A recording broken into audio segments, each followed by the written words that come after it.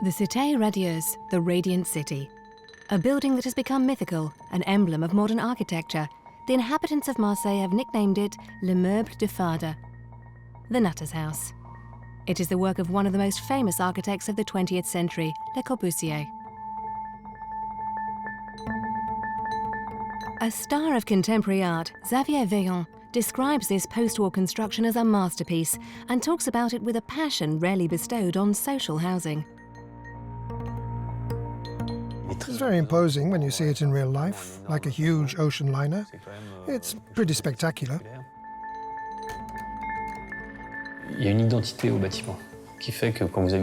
The building has an identity, so that when you live in the Cite Radieuse, you live in something unique. So that's one thing about it that's epic. And when you go inside, it really makes an impact.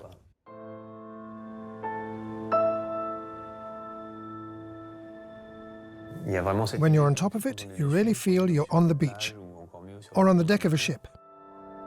On the roof of the Cite Radieuse, in this environment that the architect wanted to be symbiotic with nature, the mountains in the background, the sea and the sky, Xavier Vaillant pays homage to the creator he admired with his installation. The idea was not to start from a neutral point, like a museum hall or a gallery, but to work from somewhere that already had strong connotations, and to use this place as a starting point around which to construct an exhibition.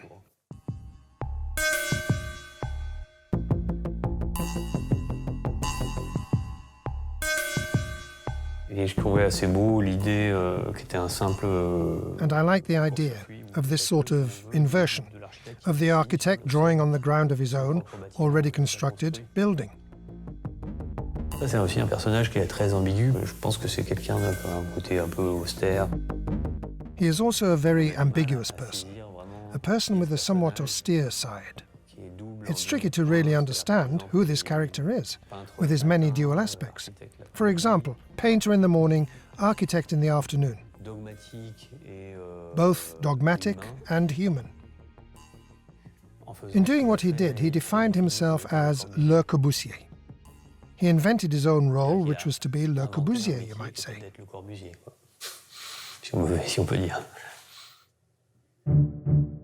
Le Corbusier is so representative of architecture that he can be thought of as synonymous with it.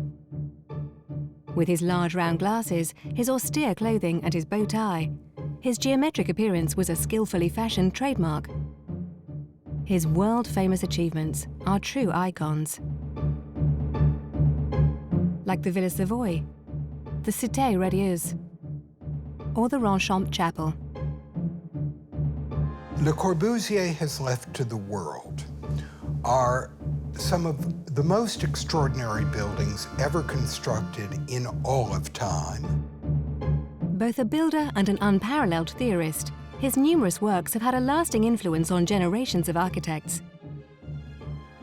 Le Corbusier was also a great idealist who wanted to change the world with his architectural works.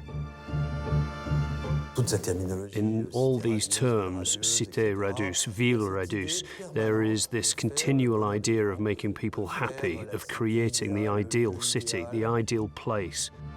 Le Corbusier is a tale of incredible ambition, that of a very rational spirit and a great, uncompromising artist, ready to demolish entire neighborhoods of Paris for the good of its inhabitants. He was also a great seducer who made his mark. Hungry for recognition, he maintained an extensive correspondence with his mother, in which he tried endlessly to convince her that he was a very great artist. Marie-Générée Paré was the love of Le Corbusier's life. He never gives up with trying to get his mother's approval. He never can really get things right for her. Le Corbusier, or the story of a life dedicated to modern architecture. It was in 1887 in La Chaux-de-Fonds, a town enclosed in a Swiss valley, that Charles-Édouard Générée was born. He was later to become the great Le Corbusier. He was the youngest child of a close-knit petit bourgeois Protestant family. The Générés had lived in this watchmaking capital for 4 centuries. As such, from father to son, they were watch engravers. They were a family with conservative values, where it was obligatory to fit the mold. The values of this family are very clear. Papa always said, what you need to do it now.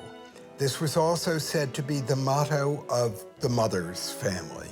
Hard work, no point in complaining, although the mother will discover complains as much as she wants, but what she complains about usually is her younger son, Charles Edouard. Charles Edouard was a rather inattentive student. His school results were mediocre and disappointed his parents. He was a child that didn't particularly flourish, overshadowed by the perfect image of his brother Albert, a year and a half his elder, and his mother's blue-eyed boy. Charles Edouard has that sense throughout his childhood that their mother was always more aware of Albert. Albert was a gifted violinist whom his mother Marie was proud of. As a piano teacher, she dreamed of a great career as a composer for her eldest son, who, advanced beyond his years, was already giving concerts at the age of 11. In an attempt to distinguish himself in his mother's eyes, the young Charles Edouard would have to carve out his own path. But in the meantime, his parents set him on a well-defined path. At the age of 13, he was sent to the town's School of Applied Art in 1900. Following in the family tradition, he was to become a watch engraver. Charles Edouard proved to be somewhat gifted at this exercise in precision.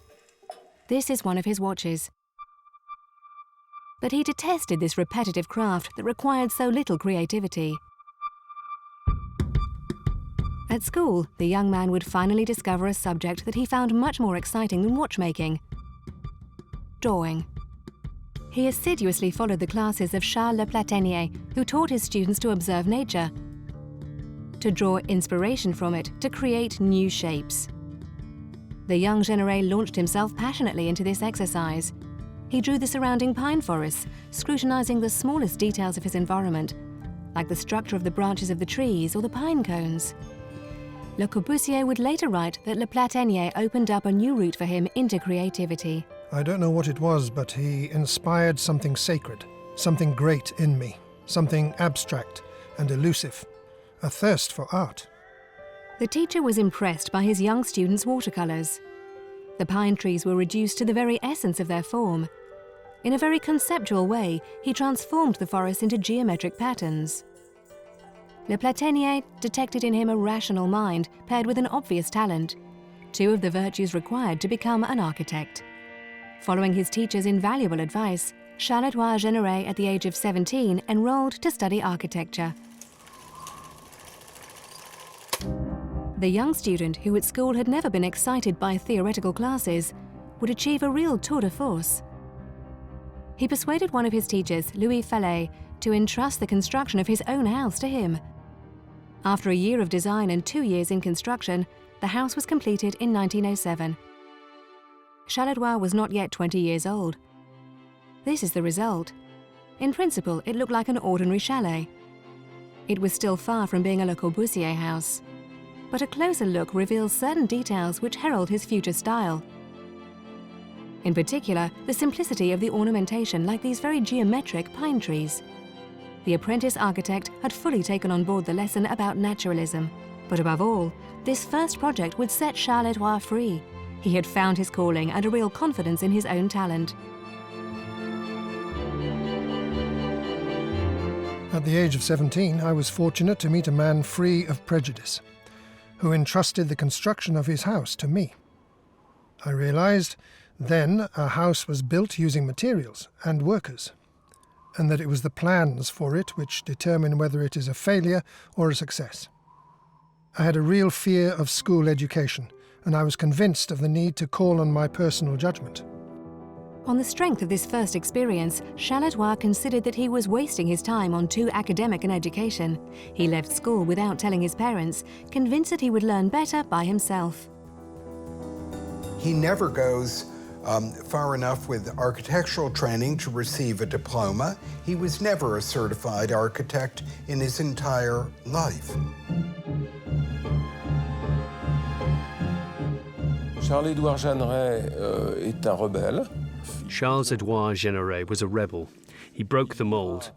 In 1907, he would read Nietzsche's novel Thus Spoke Zarathustra, which his teacher, Le Plataner, had given him. In Zarathustra, he greatly identified with the figure of the creator, who breaks the tablets of law. He would then try to do just that, to break from Le Plataner's training, and would end up detesting him and calling him a liar. When he was 19 years old, he boarded a train to go to Italy. His parents were furious, very disappointed in him. He's supposed to keep up his studies.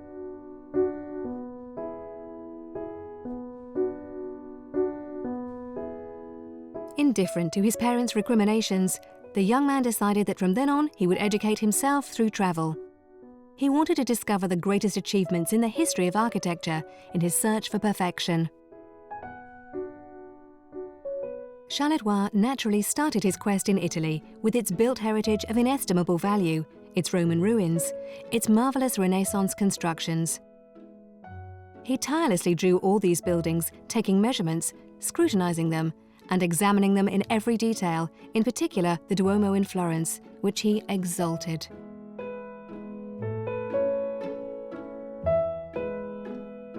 It's almost impossible to convey the intensity with which young Charles-Édouard Généré responded to certain buildings. It was like a religious experience to him.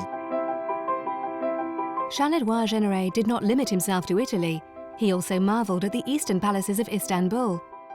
With an endless thirst for knowledge, he would discover other forms of habitation, particularly in Central Europe. But it was in Greece that he would have the most intensely aesthetic experience, finding what came closest to perfection in Athens, the Acropolis.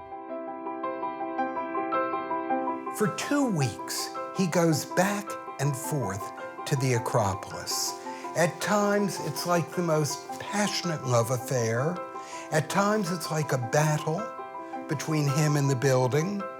And at other moments, he feels crushed by it. He takes in the building from near. He takes it in from far. He studies it, but everything penetrates him. Cette posture d'observateur. This position of observer, this practice of notation through writing and sketching, led him to break away from his training and to construct his own world. And this world, made of sketches, watercolours and photos, would form a sort of well that he would draw from for the rest of his life. Dans lequel il va puiser jusqu'à la fin de ses jours. During his numerous travels across Europe, he put the finishing touches to his training, working with renowned architects. In 1909, while working with the Perret brothers in Paris, he discovered a new material, reinforced concrete, which would later play an essential role. In the meantime, in 1912, he returned to his hometown in Switzerland, eager to set up on his own.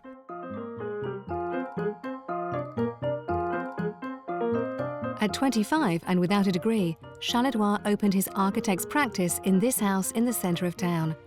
On his business cards, he wrote Généré Architect, construction of villas and homes in the country. Among the buildings he worked on at that time, one project above all was important for him, the house commissioned by his parents. La Villa Blanche, the White Villa. Charles-Édouard wanted to impress his mother, so he built her a mini Parthenon. Like a Greek temple, the house sits majestically atop a pedestal overlooking the grounds. The visitor comes upon it by climbing up a winding path, inspired by the one he took up to the Parthenon. A declaration of love for his mother. He also totally turned on its head the traditional layout of an early 20th century home. In the Villa Blanche, he made the center of the house the music room for his mother.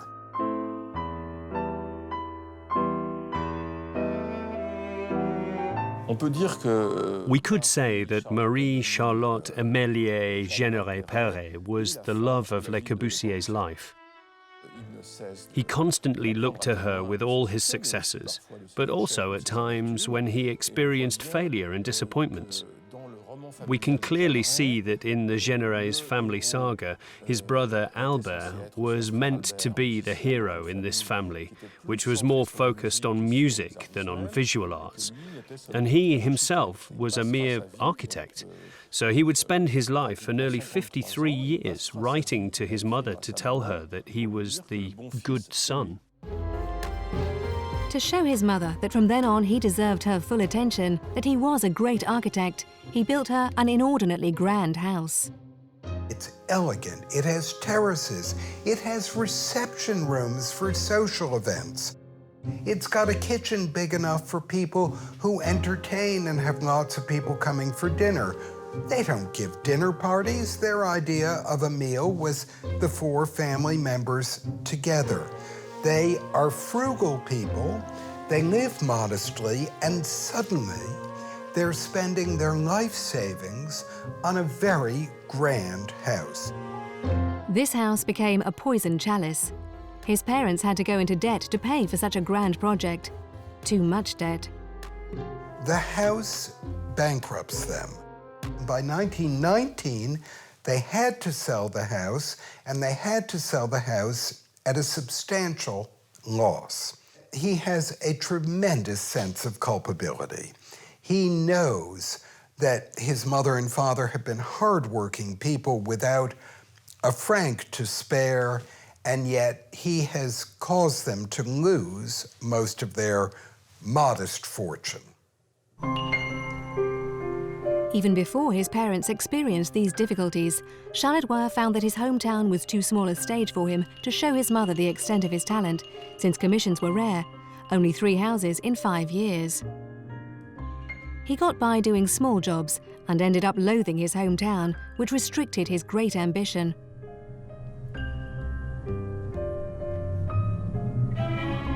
La Chaux-de-Fonds is a blot on the landscape. I hate this town. The people too. I can do nothing but be dragged down here. There is little work.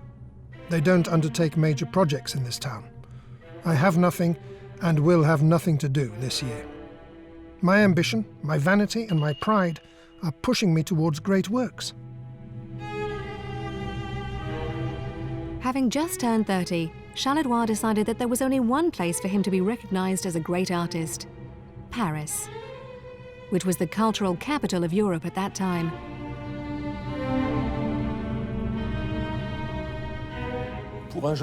For a young man from a provincial town like La Chaux-de-Fonds, seducing and conquering Paris was a massive undertaking. But that is what Générès was going to try to do. Charleroi did not arrive in Paris at the best time. It was 1917, in the middle of the World War, and the capital was subjected to German bombings, particularly by the super-heavy mortar Big Bertha.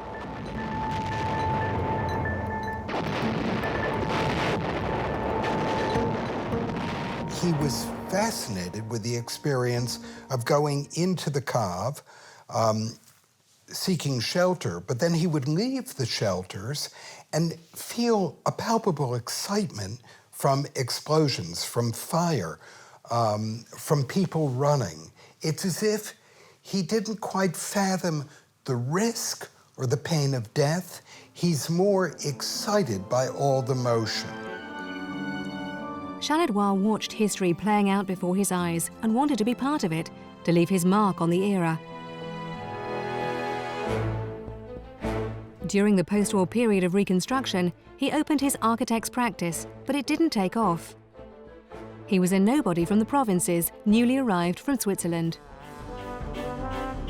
To get closer to the fashionable artistic circles, he spent time in the cabarets of Montmartre, started to paint, and like all bohemian artists, finished his nights in Parisian brothels, drawing prostitutes. He was not convinced by his own work. That was not how he was going to make his mark.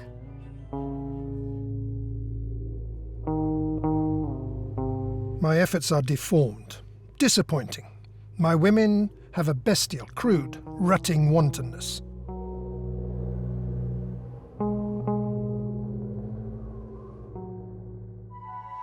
Unemployed, impoverished, depressed.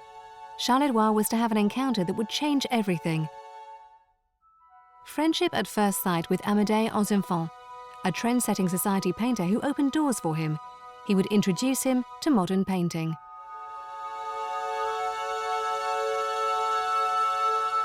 This is what Charles-Édouard Généré painted in 1919, adopting what was called a purist style. Painting was to play an important role in his life and strongly influence his architecture. But in the meantime, this new friend would above all enable Charles-Édouard to enter the very closed circle of the Parisian artistic avant-garde. He discovered an environment beyond the business environment of Swiss immigrants in Paris, with whom he spent a lot of time, an environment that would stimulate him. Aux Enfants would introduce him to patrons, collectors, intellectuals, other painters, and so take the role of a sort of agent or impresario in Charles Edouard's conquest of Paris. Together, they created an avant-garde magazine, L'Esprit Nouveau, which covered all forms of art. This magazine became a reference point within the art world and attracted great names such as Aragon, Picabia, and Fénelon Léger. The most notable articles were those dedicated to architecture. They were signed by an unknown, Le Corbusier. Le Corbusier, a curious character. Round black shell glasses, severe suit and bow tie. A dress code that would never change. Le Corbusier was born. He was the character that Charles Edouard created for himself in 1920. His double. From then on, he spoke of himself in the third person, as here in a letter to his mother. Le Corbusier is a pseudonym. Le Corbusier does architecture alone. He is an entity released from the burden of flesh. Charles-Édouard Généré is a man of flesh and blood who has experienced all the radiant and desperate adventures of a rather turbulent life. Le Corbusier was extremely aware of his appearance. When we look at this photograph of him, we're aware that he constructed himself just as he constructed buildings. He also was very deliberate in his choice of eyeglasses, and it's because of his preference for perfectly round ones that many architects since him have been wearing the same. I.M. Philip Johnson, and so on. In 1922, Le Corbusier won the heart of a young woman, Yvonne Galice, a model who would give up her career to marry him. Yvonne, a housewife, would remain in the architect's shadow for the rest of her life. They had no children. Le Corbusier felt that there was no room for them with his career. At this time, Le Corbusier was no longer just writing for magazines, but wrote 34 architectural works. His self-taught path gave him total freedom vis-à-vis the dominant classical ways of thinking. In this way, he established himself as one of the great theoreticians of modern architecture. Ce qui est impressionnant au début des années 20, quand At the start of the 1920s, what was so impressive was the breadth of activities of a man who was just in his early 30s. He was at one and the same time an essayist, an editor, painter, architect, urbanist, lecturer. So he was someone who drew on an extraordinary range of talents, and he excelled in all these fields to become a central figure in Parisian life. De la vie parisienne.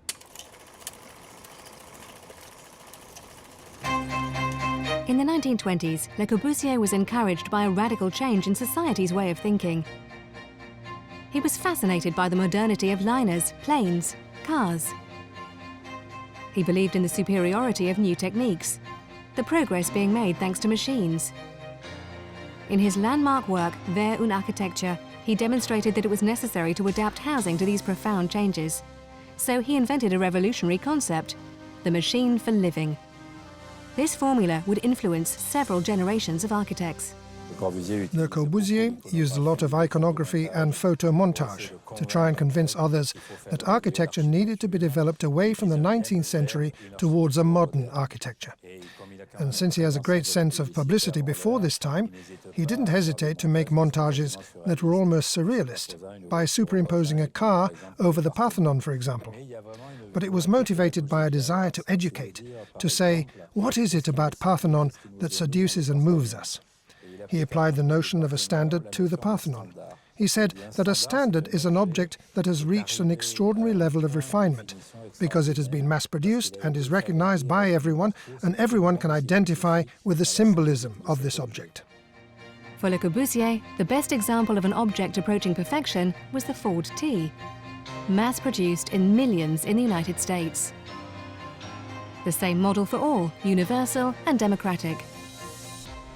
This principle must now be applied to housing. Le Corbusier worked to develop standardized, functional and reproducible housing.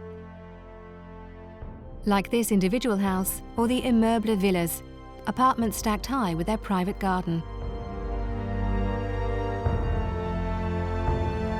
The problem was that in France at the start of the 20th century, architecture was still very academic, lacking audacity. The Haussmannian style, inherited from the 18th century, largely dominated.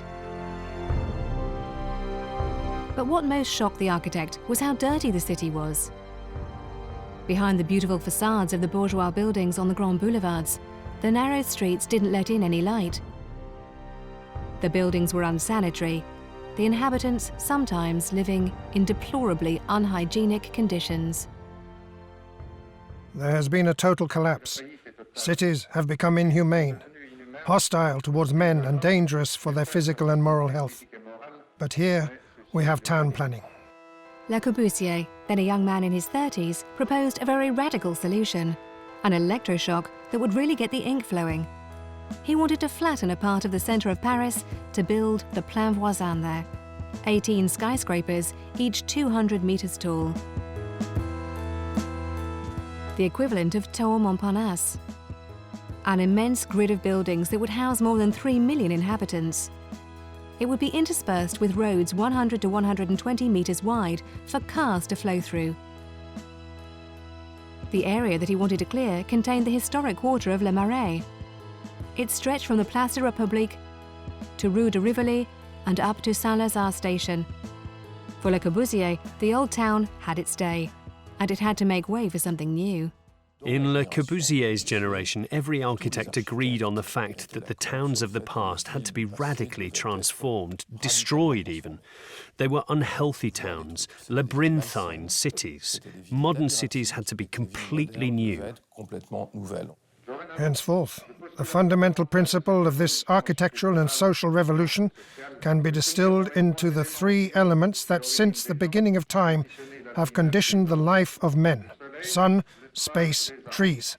The major reform that will take place in the function of architecture is founded on these three factors. This was the hygienist era, so the old town was considered to be polluted. The sun didn't penetrate, the children suffered from rickets. The vision of the old town was wholly negative.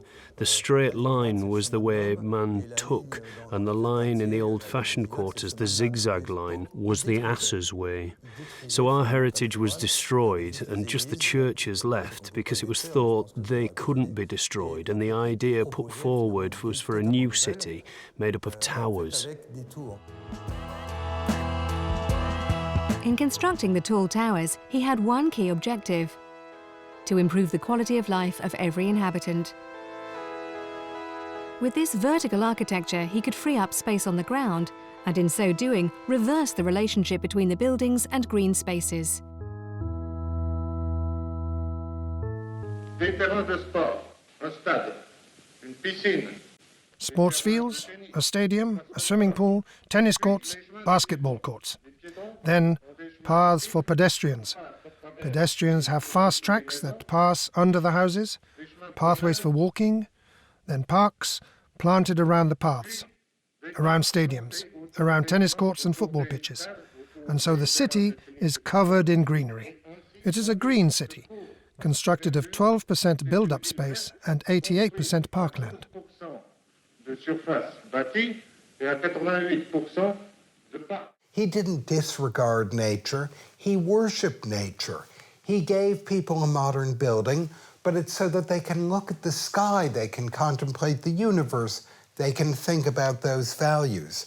Le projet très pratique du plan voisin, c'était bien sûr de... The practical aspect of the plan voisin was, of course, to free up space on the ground to allow nature to penetrate the city.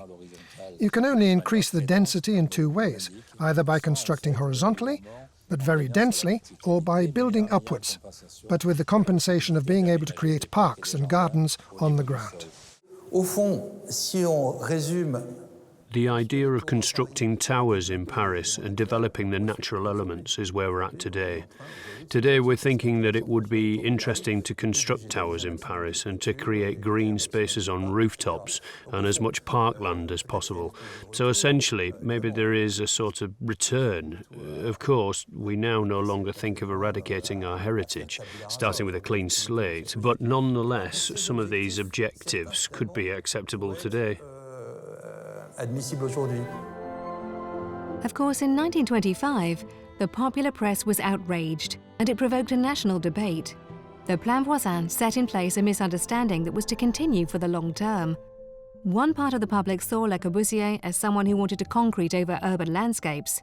Another saw him as inspirational in dealing with the challenges of housing. Whichever way, it was an incredible publicity coup. Le Corbusier's career was about to take off. He would achieve success, but not with towers.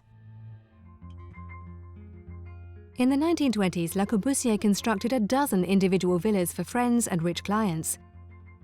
Like this one in Paris, in the 14th arrondissement, which he constructed for his friend, the painter Amédée Ensenfant, with a huge glass wall in his studio. That same year, in Boulogne-Billancourt, the Mechaninoff Villa for another painter. This time, the studio is on the ground floor.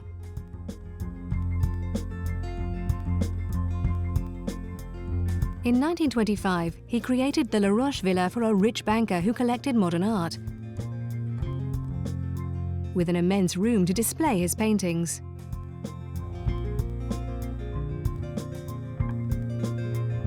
In 1927, he completed the imposing Stein de Monzy Villa.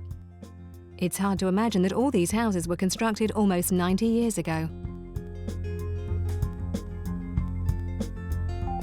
The best known among them has become an icon, the Savoye Villa.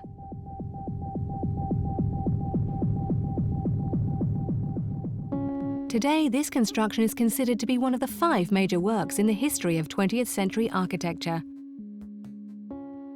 Ever since it was constructed, it has dazzled through its purity and harmony. Its form was inspired by Le Corbusier's purist paintings.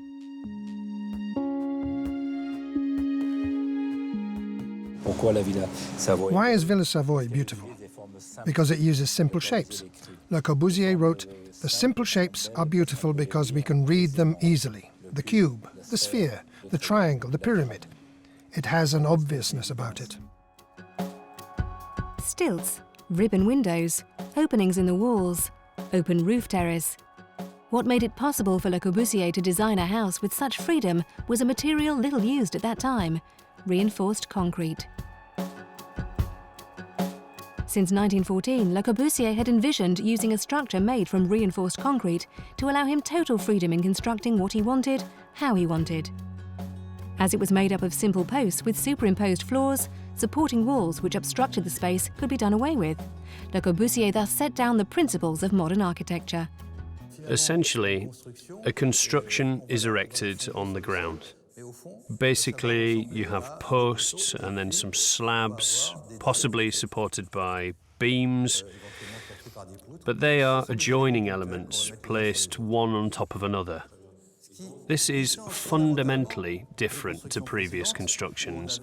They also have foundations, of course, but you had to build walls which supported the flooring.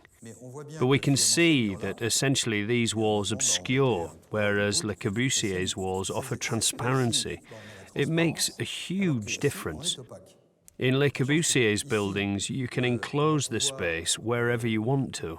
You can add a partition wall or a facade here and have a balcony there.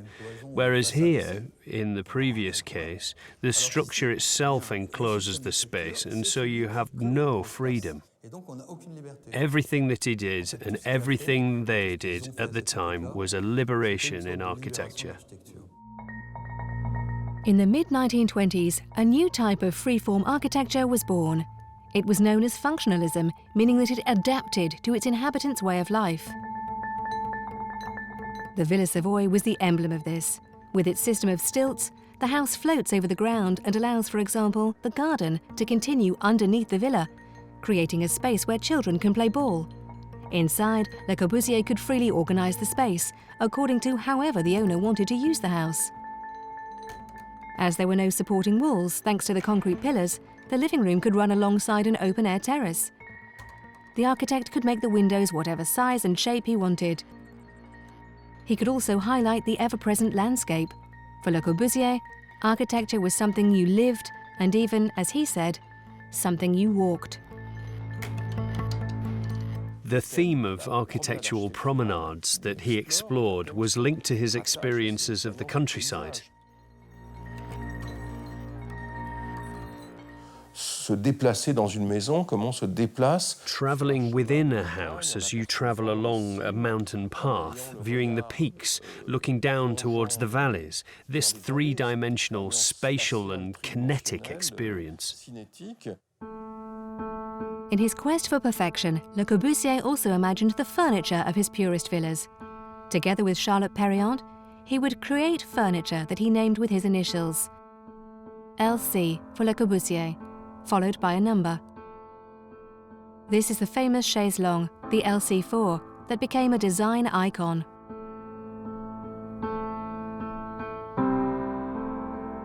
Or the LC2 armchair that everyone now calls Le Corbusier armchair. Designed almost half a century ago, this furniture embodies modernity like little else. Timeless, they have since been copied many times. With this architectural totality, Le Corbusier secured a place for himself in the history of art. In the course of the 1920s, Le Corbusier goes from being an unknown to being one of the best-known architects in the world. While Le Corbusier was a revered architect the world over, there was still one person who resisted him, whom he was not yet close to impressing: Marie Généré, his mother. Since the death of her husband, she lived alone on the edge of Lake Geneva. Her son built her a house more suited to her new life.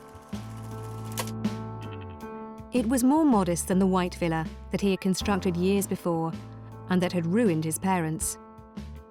Le Corbusier applied all his architectural know-how to it.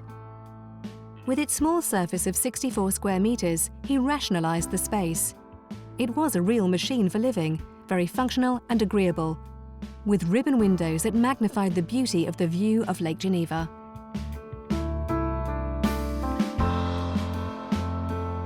But Marie Généré, dissatisfied, focused on the small problems she encountered in this house.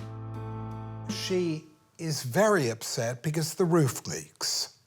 She writes to him and complains. It becomes the dominating issue. He blames the engineer. He writes new plans for the engineer. The roof continues to leak. He writes to his mother and says, "If you bothered to pay attention to the world around you, you would know that I have become one of the most famous architects in the world. I have clients here and there and so on." And she basically writes back and says, "Very good, my roof is still leaking."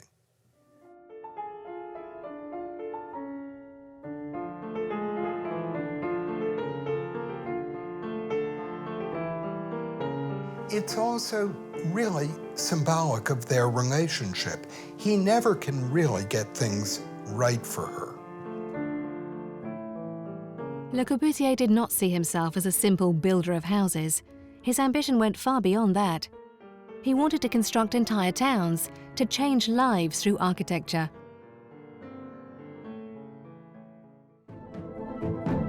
From this point on, he pursued his obsessive goal to build the radiant city, his ideal city, the start of which had been the Plein Voisin in Paris. If the France of the Third Republic wasn't interested, he would try abroad. With bolder emerging powers, Le Corbusier roamed the planet to try to convince others.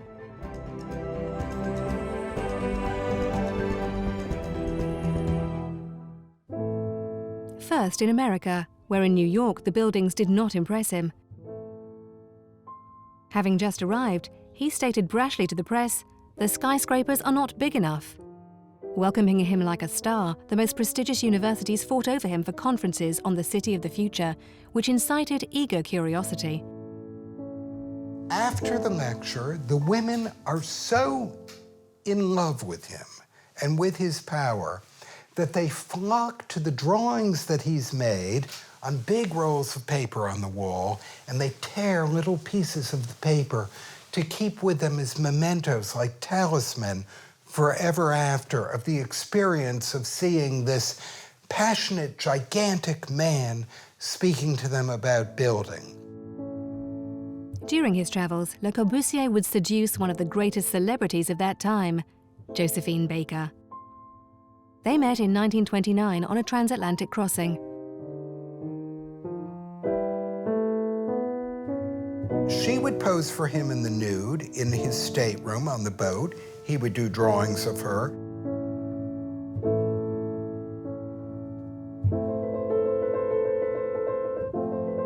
Josephine Baker said of Le Corbusier, "Ce monsieur Le Corbusier, il est gai et il est simple." She recognized in him a man of enormous heart. From then on, Le Corbusier was a member of the elite, frequenting the world's greats. His clients were very rich. Yet he did not divert from his course. He turned to developing countries, particularly Latin America, where he hoped to construct a new town. He was convinced that was where there was the greatest need, where he would be able to accomplish his true mission, guided by a form of humanism. In Rio de Janeiro, Le Corbusier spent a long time filming the people of the favelas with his personal camera. He had a real empathy for the poor and disadvantaged. He wanted to build for them more than for his rich art enthusiast clients.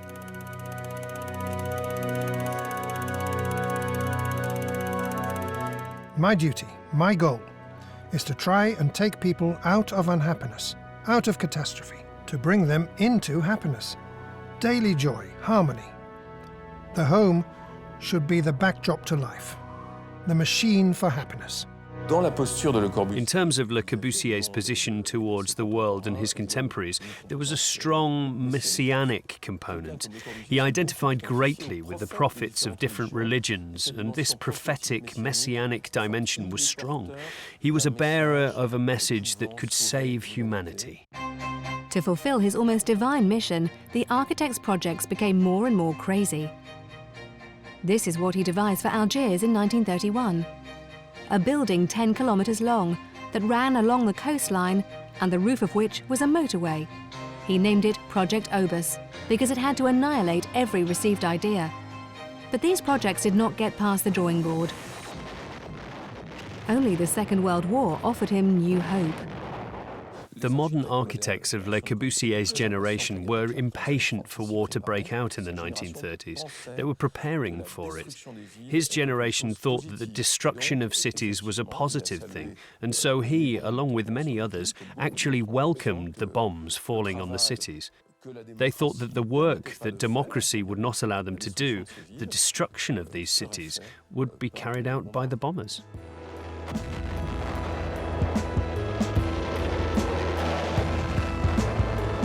In 1945, the bombers had done their work.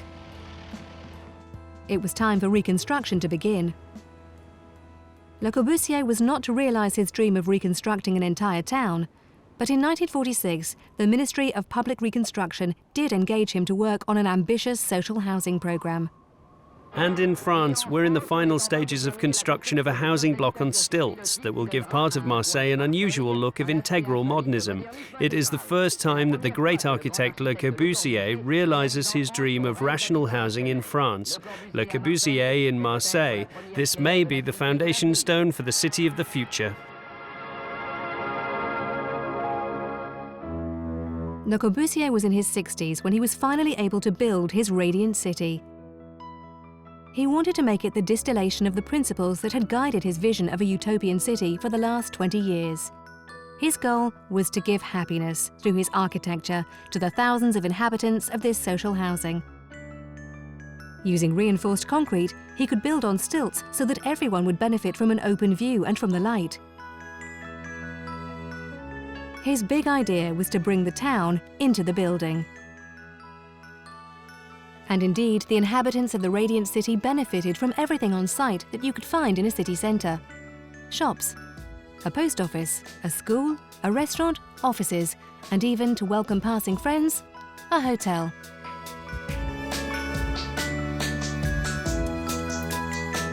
On the huge roof terrace, he constructed a vast leisure area. But what was of prime importance for the architect was the quality of the housing. He wanted to offer the inhabitants what at that time in the immediate post-war period was still reserved for the rich, a comfortable way of living. For Le Corbusier, luxury was achieved by fitting the apartments out in a modern style, but above all through the organisation of space and light. The apartments were cleverly organised as duplexes. Each room had large windows letting in lots of light and breathtaking views.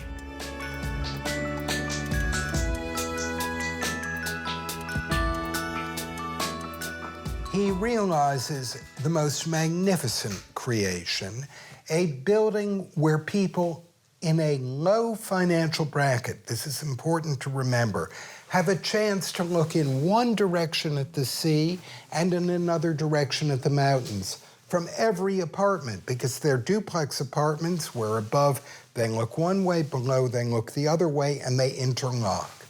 The design inside is genius, with places for milk to be left, with comfortable kitchens, and so on. The nursery on the roof is pure joy. Le Corbusier had made a major statement. At the start of the 1950s, people rushed to discover his utopian building.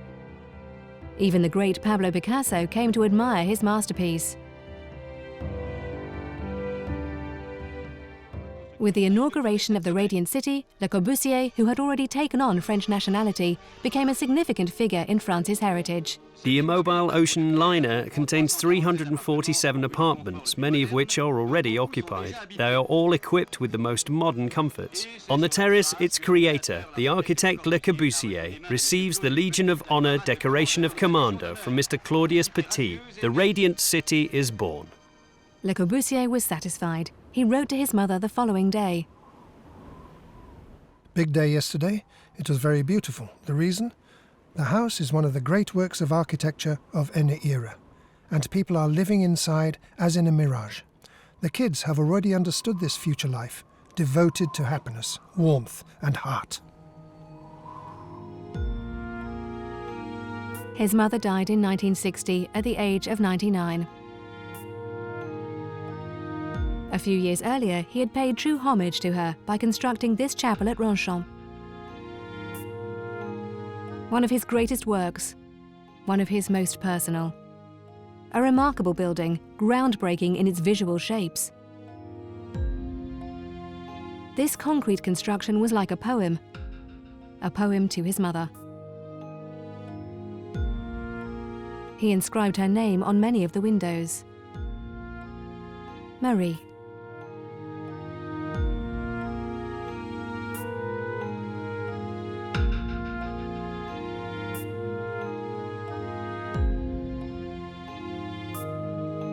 Ronchamps is a church in honor of the Virgin, Marie. I cannot help but seeing it as a reference to his mother, the obsession of his life, C'est une sorte d'anthologie. It was a sort of anthology of Le Corbusier's career, just as the White Villa had been during the first part of his life. Many of Le Corbusier's projects were like that. They were autobiographical documents. In 1952, the great architect was at the peak of his career, yet he was leaning more and more towards a frugal lifestyle, even asceticism. He went to the shores of the Mediterranean, near to Roquebrune, to construct a simple cabin where he would spend all his free time. A small closed world of 16 square meters with just the bare essentials. Spartan in its comforts. Only his observation of the surrounding nature seemed to matter. J'ai pu observer qu'il y avait une espèce de fascination. I've noticed that great creators have a fascination for the universe of the cabin, this little closed world. It may have something to do with the Diogenes barrel or Plato's cave. In any case, this idea that you can associate genius with the idea of the cabin. Robert, a young neighbour, a child at the time, well remembers the very simple old man who spent all his summers at his cabin. Je suis sur les genoux de Corbusier, à côté de Corbusier. That's me on Le Corbusier's lap, next to Le Corbusier, Yvonne, his wife, and in the background you can see my father in a vest. So that's a little bit of the family scene where Le Corbusier looks very relaxed. He's in a place of friendship, peace and tranquility. Pour lui, d'amitié, de paix, de tranquillité.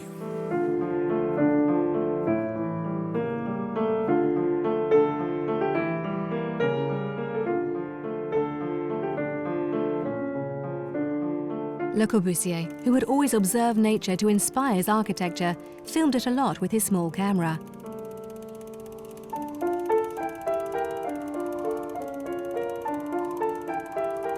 The elderly architect's lessons on nature and the little secrets he revealed about the nature of his creations made a deep impression on Robert. Je lui apporte un pétale de la fleur. I brought him a petal from the flower of the banana tree, which was on the ground. A large ochre red, brick red petal. Le Corbusier took out his penknife and opened it up. The petal was curved like this, and he said to me, "This is the shape of the roof of Ronchamps." All his discussions were along these sorts of lines. On the 27th of August 1965, the elderly man went bathing outside his cabin just as he did every day. He would never return. Charles-Édouard Généré, known as Le Corbusier, died at the age of 77.